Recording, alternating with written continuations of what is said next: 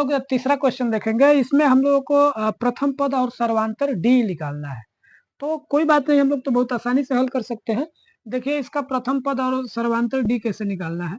जो तो पहला का हल है, दे दिया है आपको 3 1 माइनस में 1 और ये दे दिया है 3।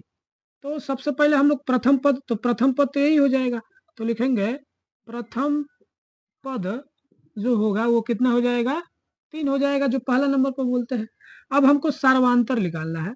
सार्वांतर डी बराबर कितना हो जाता है, कोई भी पद ले लीजिए, a1 को नहीं लेना है। तो लिखना है क्या चीज, a2 और माइनस में कितना, a1। तो जो d बराबर हो जाएगा बेटा, a2 कितना है, a2 है 1 और उसके बाद a1 कितना है 3। तो जो d बराबर हो जाएगा माइनस में कितना हो जाएगा, 2 हो जाएगा। ये आपका क्या हो जाएगा, ये आंसर हो जाएगा। ठीक, उसी तरह से दूसरा हम लोग देखेंगे। तो दूसरा नंबर क्वेश्चन क्या कर दिया है, माइनस में 5 माइनस में 1 3 और कितना 7।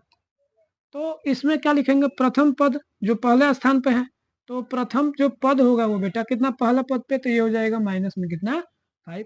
अगर हम लोग सार्वांतर की बात करें तो सार्वांतर जो होगा d बराबर कितना हो जाएगा, a2, वही वाला फार्मूला लेंगे, a2 और माइनस में कितना लेंगे, a1।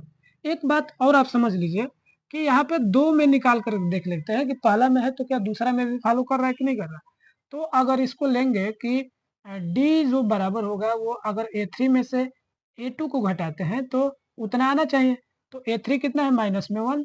ठीक, तो ये हो जाएगा माइनस में 1 और माइनस में कितना करना है, उससे पहले वाले पद यानी कि 1। तो ये हो जाएगा माइनस में 1, यानी कि d बराबर हो जाएगा माइनस में 1।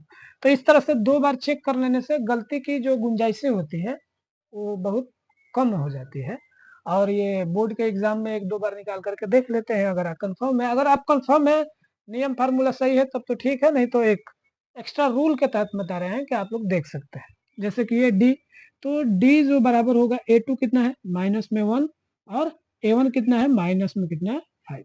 तो दोनों जो हो जाएगा माइनस माइनस मिला करके कितना हो जाएगा बच्चा, दोनों हो जाएगा माइनस में कितना 6। तो ठीक है, ठीक, सॉरी ये माइनस और ये माइनस में 5 है, सॉरी। जैसे कि दूसरा नंबर है तो d जो बराबर हो जाएगा a2 कितना है, माइनस में 1 में से घटाना है कितना, माइनस में कितना 5। तो माइनस और माइनस कितना हो जाएगा बेटा, प्लस हो जाएगा ना। तो ये हो जाएगा माइनस में 1 और प्लस में कितना हो जाएगा 5। तो ये d जो बराबर हो जाएगा वो कितना हो जाएगा, प्लस में कितना 4। ठीक, उसी तरह से तीसरा अगर क्वेश्चन की बात किया जाए तो तीसरा क्वेश्चन है कितना, 1/3 5/3 9/3 और ये 13/3। तो इसमें हम लोग प्रथम पद, इसमें तो कोई दिक्कत ही नहीं है। प्रथम पद मतलब पहला को लेकर के, तो प्रथम पद बराबर 1/3 है। और ये हम लोग सर्वांतर अगर निकालेंगे, सर्वांतर d बराबर, तो ये हो जाता है दूसरा पद, यानी कि दूसरा पद तो ये है। तो 5/3 माइनस करना है 1 में कितना 3। तो जो d बराबर हो जाएगा, एलसीएम हो जाएगा, तो ये हो जाएगा 5 माइनस 1। तो जो d बराबर हो जाएगा हो जाएगा 4/3। इसी तरह से देख लेंगे कि कोई और फॉलो कर रहा है कि नहीं। तो दूसरा अगर फार्मूला की बात करें तो तीसरा पद ले लीजिए, 9/3 माइनस 5/3, इस वाले में से इस वाले को घटाना है।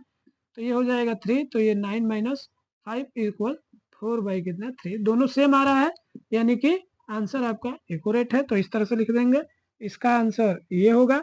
अगर आपको चौथे क्वेश्चन की बात किया जाए तो वो दे दिया है 0.6 कामा 1.7 कामा 2.8 और ये 3.9। तो प्रथम जो पद होगा बेटा, प्रथम जो पद होगा वो तो पहले वाला होगा, तो ये हो जाएगा 0 पॉइंट कितना 6। अब उसके बाद सार्वांतर जो हो जाएगा, सार्वांतर d इक्वल टू कितना हो जाएगा, द्वितीय पद माइनस प्रथम पद, तो 1.7 माइनस 0.6, तो घटा देंगे, 7 में से 6 जाएगा 1, इक्वल में हो जाएगा 1 पॉइंट कितना 1। ये आपका आंसर हो जाएगा। अगर दूसरा चेक करना चाहते हैं तो कर लीजिएगा, a3 माइनस में a2, तो d बराबर a3 कितना दे दिया है 2.8 में से घटाना है 1 पॉइंट कितना 7। देख लीजिए 7 में से 8 में से 7 जाएगा 1 और 1 और 2 में से 1 जाएगा 1 1.5, चाहे ये लिख लीजिए चाहे ये लिख लीजिए, कहीं से भी घटाएंगे अंतर सेम आएगा। कल हम लोग देखेंगे तीसरे क्वेश्चन में से। अब आपको रेगुलर बेसिस पे इस तरह की वीडियो आती रहेगी। अगर यहाँ तक आ गए हैं, अगर अच्छा लगा है तो मन करे तो सब्सक्राइब कीजिएगा, नहीं तो जब आवश्यक नहीं है, बस आप पढ़िए, पढ़ करके आगे जाइए, बस यही तमन्ना है। सब्सक्राइब तो आते जाते रहेंगे, आपको अगर इच्छा होगी तो करिएगा, नहीं तो मन लगा के पढ़िए। अच्छा लगा होगा तो एक लाइक जरूर कर दीजिएगा। और मैं समय आपका काफ़ी नहीं लेना चाहता हूँ, इसलिए आप